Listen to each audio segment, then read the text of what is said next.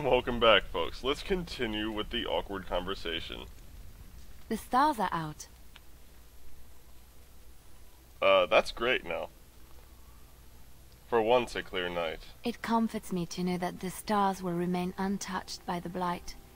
That whatever happens down here, they will shine eternally, their light undimmed. There is a story about that cluster of stars over there. Do you know it? Elindra and her soldier? Tell me the story. A long time ago, there lived a fair maiden called Elindra. She had many suitors, but spurned them all, for she did not love them. One day, Elindra was sitting by her window in her father's castle, singing and dreaming, when her lovely voice caught the attention of a young soldier. Entranced by her song, the soldier drew near to Elindra's window. As their eyes met, he fell in love with her, and she with him. When Elindra told her father about the man she had chosen, he was furious, for Elindra was high-born, but her love nothing more than a common soldier. To keep them apart, he had Elindra imprisoned in the highest tower of his castle, and sent her soldier to the wars. Alas, not a month had passed before news of the soldier's death reached Elindra. Alone in her tower, Elindra wept for her love, and beseeched the gods to deliver her from this cruel world. So earnest was her plea, that the gods themselves were moved. They gathered Elindra into their arms and lifted her high into the heavens, where she became a star. The gods also raised up the soul of Elindra's soldier love, and there he dwells, across the horizon from her. The band of stars between them is a river of Elindra's tears, cried for her lost love. They say that when Elindra has cried enough, she will be able to cross the river to be reunited with her soldier. Interesting. The stars are not made of tears. God.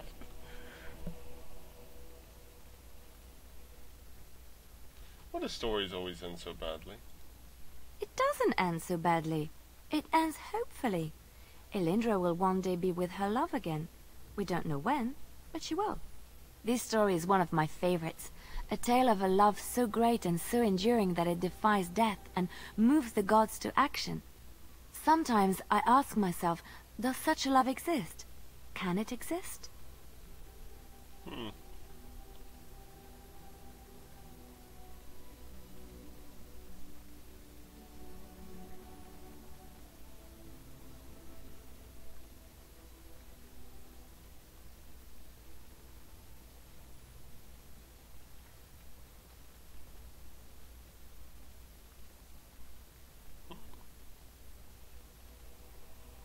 Few loves are so powerful. I think I would be lucky to experience an emotion even half as pure and true as Elindra's love.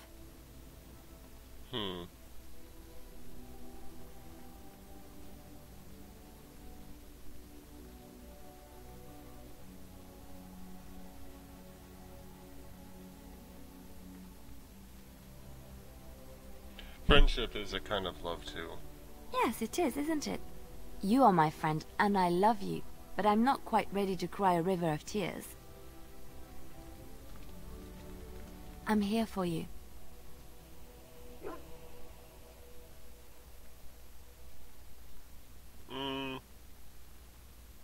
I think you should go. Just get the hell out. No. We need to talk. Of course.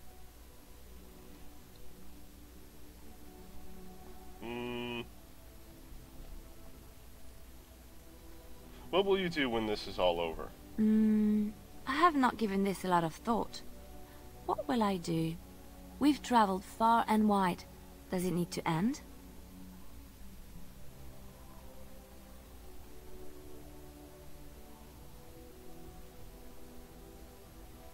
It is wonderful to hear you say that. There's so much out there. Adventures to be had and stories to be told. I want to be part of it all. I might need some company. And you're not too irritating.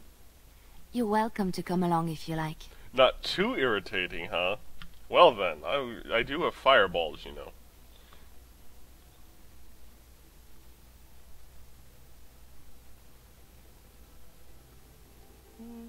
I would love to. It is settled then. You and I wandering the world, seeking our fortunes. I can't wait.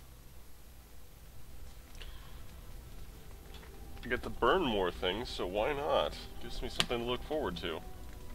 I'm here for you. We need to... yes. Of course. Let's see.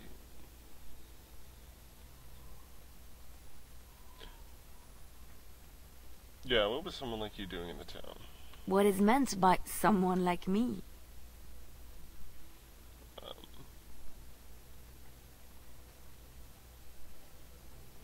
You don't seem to belong in a chantry. Did you think I was always a cloistered sister? The chantry provides succor and safe harbor to all who seek it. I chose to stay and become affirmed.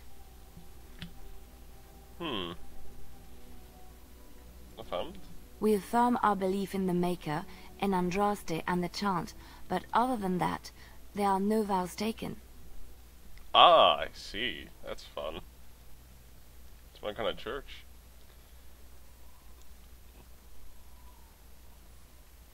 So your skills were learned before your time in the chantry. I was a traveling minstrel in Orlais. Tales and songs were my life. I performed, and they rewarded me with applause and coin. And my skill in battle? Well, you pick up different skills when you travel, yes? Yes, of course. Let's move on. Ooh, she's hiding something. I'm here for you. Okay. Of course.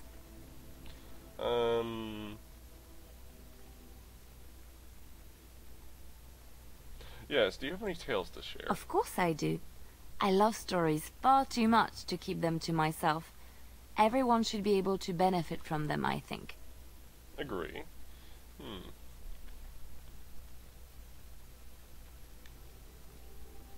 Tell me about the Darkspawn. Chantry law says it is man's pride that created the Darkspawn. In ages past, the mages of the Tevinder Imperium ruled much of the world we know. In their pride, they thought their magics invincible and imagined that they were greater than the Maker himself. So thinking, they invaded his golden city, planning to take it for themselves and depose their own creator. But they were impure and full of sin, and it is with the sin that they tainted the golden city, corrupting it forever. The Maker cursed them and cast them from his sight.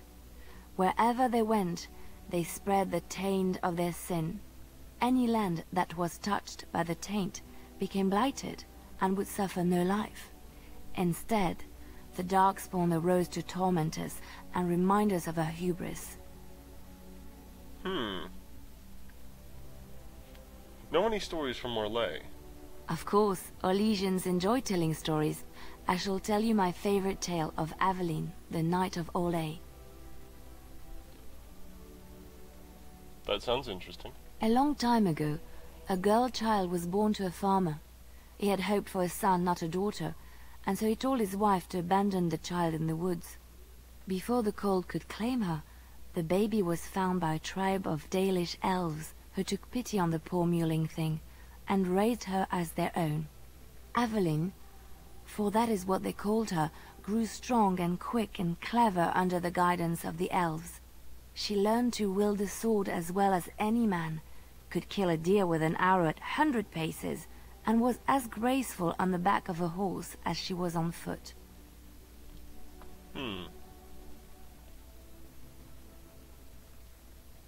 Yeah, I saw that coming. Continue, please.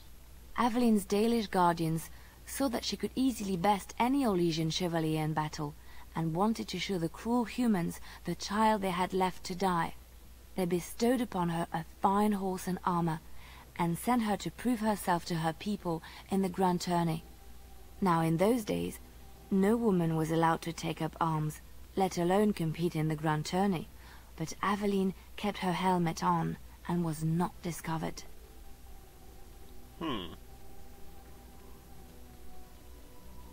Did she win the treasure? Aveline won many events, and gained the approval of the adoring crowd.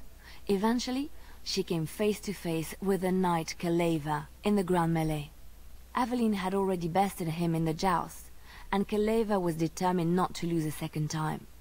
Out of desperation to regain his honor, Keleva tripped Aveline and tossed her to the ground, ripping off her helmet as he did so. Silence fell upon the arena as Aveline was revealed. Keleva declared the previous competitions invalid. A woman had taken part, and this was not allowed. But the crowd cheered for Aveline. Keleva was furious, for he had lost to a woman and was now being shamed. Blinded by his rage, he forced Aveline to her knees. "Know your place, woman," cried he, and slit her throat. Ah, what a wonderful happy ending. I was hoping for a happy ending. The son of the king, Prince Freyan, was present.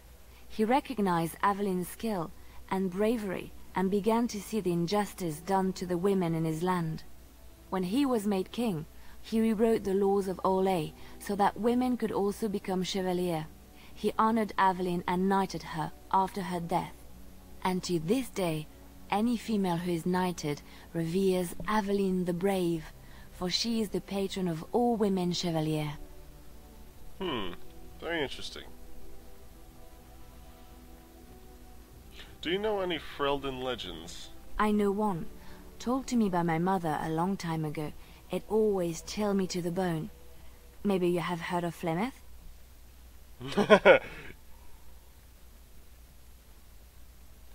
Flemeth. Morgan's mother was called Flemeth.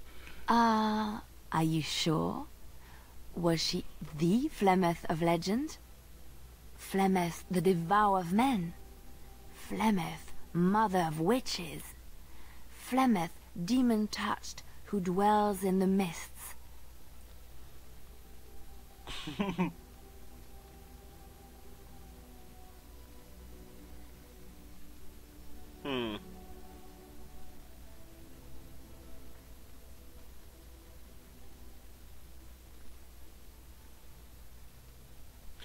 Yes, we'll go with this one. Ferelden mothers scare their daughters with talk of Flemeth. They say that if you're bad, Flemeth will spirit you away and bind you to her forever. They also say that Flemeth mourns her lost beauty and will steal yours through your looking glass if she catches you.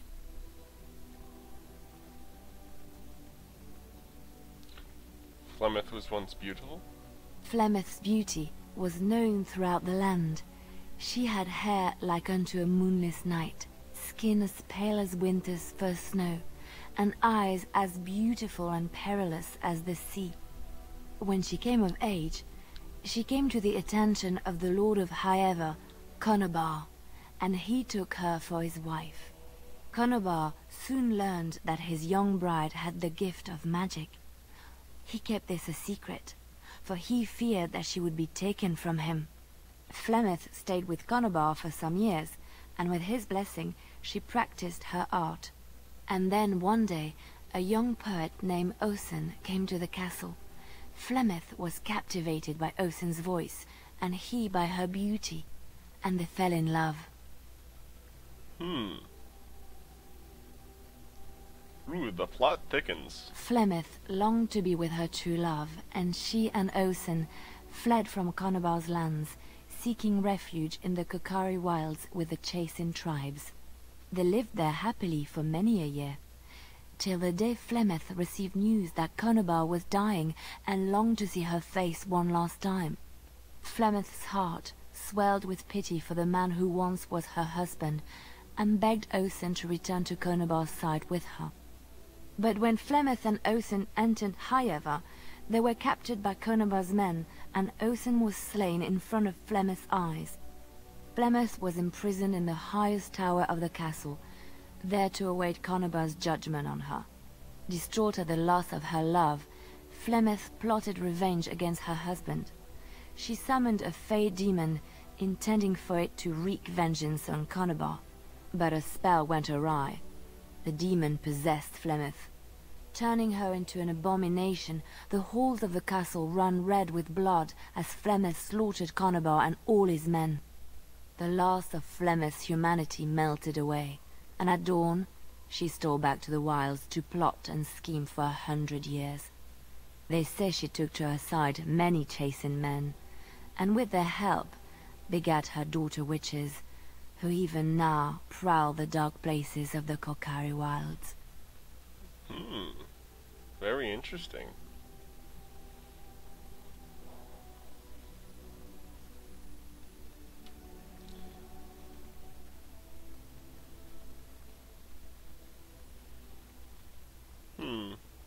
Go with this one now? A long time ago, there lived a fair maiden called Elindra. She had many suitors, but spurned them all, for she did not love them.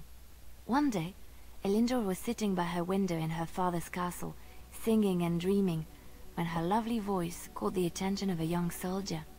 Entranced by her song, the soldier drew near to Elindra's window. As their eyes met, he fell in love with her, and she with him. When Elindra told her father about the man she had chosen, he was furious, for Elindra was high-born, but her love nothing more than a common soldier. To keep them apart, he had Elindra imprisoned in the highest tower of his castle, and sent her soldier to the wars. Alas, not a month had passed before news of the soldier's death reached Elindra. Alone in her tower, Elindra wept for her love, and beseeched the gods to deliver her from this cruel world. So earnest was her plea, that the gods themselves were moved. They gathered Elindra into their arms and lifted her high into the heavens, where she became a star. The gods also raised up the soul of Elindra's soldier love, and there he dwells, across the horizon from her. The band of stars between them is a river of Elindra's tears, cried for her lost love. They say that when Elindra has cried enough, she will be able to cross the river to be reunited with her soldier. Sorry, I wanted to hear that again. I couldn't really hear it because somebody was talking in the background. It wasn't picking up on the mic though, so. Okay, let's move on now. Anyway, there's one more story now, I believe. We need to talk. Of course. And... yeah. Of course I do. I love stories far too much to keep them to myself. There was another story I Everyone wanted to should hear. be... Which one? Do you know anything about the Dalish? I have heard a little about how the elves gained their freedom from the Tevinter Imperium. When Andraste began her exalted march against the Imperium, the elves joined her cause to fight their masters. The great elven leader, Shatan, born in captivity, rose up to lead his people. He foresaw a future where the elves were free. Shatan was killed when Andraste was betrayed, but the elves continued to fight, eventually breaking free of the Imperium. The elves claimed the Dales in the south, and settled there in a land of their own.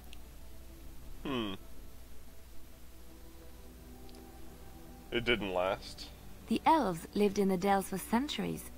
They resurrected the worship of the elven gods and would allow the building of no chantry. This angered the chantry, and the hostility between the two factions finally broke out in open war. The chantry says the elves struck first, but I do not know whether to believe it. The chantry declared a wholly exalted march against the elves, named for Andraste's similar march against Tevinter. During the exalted march of the Dales, the elven cities were sacked, and the elven state completely dissolved. Some of the elves bitterly accepted their fates and surrendered to human rule, living in the human cities as second-class citizens. But others, still fiercely proud of their heritage, refused to bow to the humans, and instead became homeless wanderers. They were the elves of the Dales, the Dalish. Interesting. Andraste was the Maker's chosen. The Maker had long since abandoned the world when the sound of her singing turned his ear. Beauty, grace, and wisdom enraptured him, and he offered to take her from this flawed world to become his divine bride. But Andraste had an earthly husband, and would not forsake him. Instead, she beseeched the Maker to return to his people once more. So earnest was her plea that the Maker was moved, and promised that he would create a paradise on earth if all abandoned their false gods and turned once more to him. And this is why Andraste began her exalted march on the idolaters of the Tevinter Imperium. The Maker granted her his powers with which to smite her enemies. Andraste brought the Imperium to its knees, and her victories converted many to the worship of the Maker.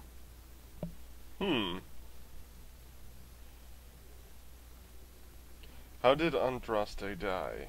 Alas, it was the frailties of men that betrayed and killed Andraste. Her earthly husband, Maferath, a chieftain of the Alamari tribes himself, grew jealous as his wife's popularity and influence overshadowed his own. She was also revered as the Maker's betrothed, and Maferath began to see their own bond waning in significance as Andraste became ever more devoted to the Maker. Out of envy and spite, Maferath made a pact with the Archon Hysarion of Tevinter, allowing his beloved Andraste to be ambushed and captured. Andraste was burned at the stake in Minrathous, the capital of Tevinter.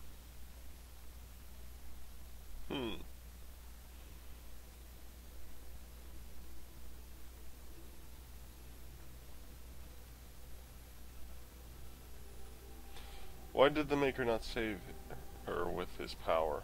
I have thought on this too. Did he withdraw his sight from her at that moment? Where were all the powers he bestowed upon her? This question has come to me many times, and I have no answer. Perhaps there was no way for Andraste to return to the Maker but through her death. We will never know for sure. Interesting.